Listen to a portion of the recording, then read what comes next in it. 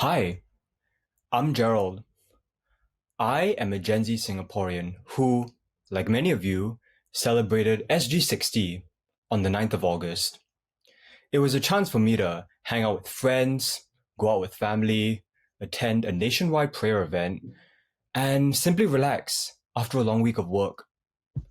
It gave me the quiet time to reflect, to ask why I was so emotional, why Singapore has become so important to me, how it's become home to me.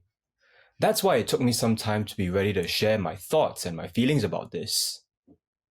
You see, while I was born here in Singapore, I spent a big chunk of my life, so much of my childhood and teenage years, living overseas in Hong Kong. Now, I did have a good life there. I studied in an international school with very few other Singaporeans, and I usually only visited Singapore twice a year, during Chinese New Year and in the summer months. However, I eventually moved back to Singapore and decided to settle down here. And you know what? I regard that as one of the best decisions of my life. And now, Singapore isn't just my homeland, it is home to me. This is why, when Kit Chan sang her classic song Home, which, in my opinion, is our greatest ever NDP song, I found that the most evocative part of this year's NDP. It seriously gave me goosebumps. These lyrics in particular stand out for me.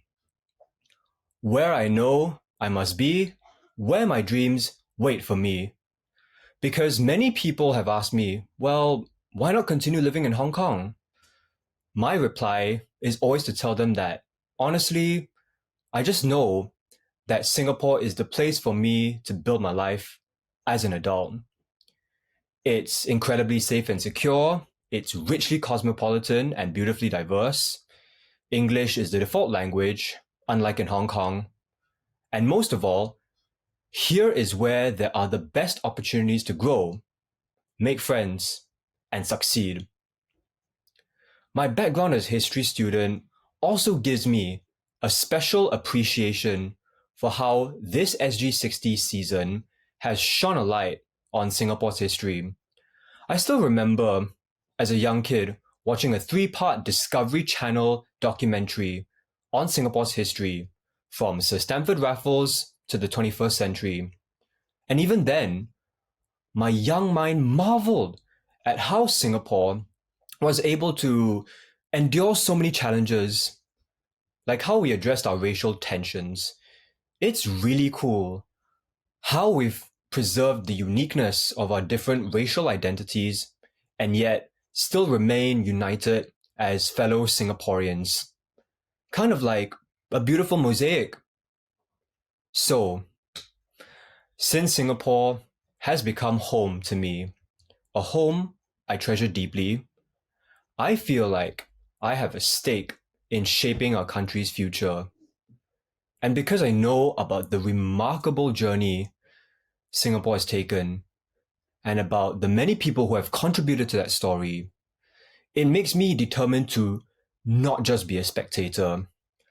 I want to play a significant part in shaping the Singapore legacy moving forward. To me, our society should not be just prosperous and efficient, but also more thoughtful, caring, and compassionate. There's something I sometimes struggle to understand. Why are so many people still upset about so many things here? Why do we see so many people looking glum and moody in the MRT train?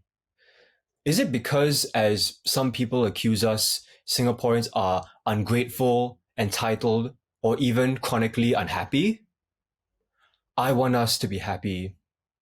That is the hope I have for the Singapore I care deeply about.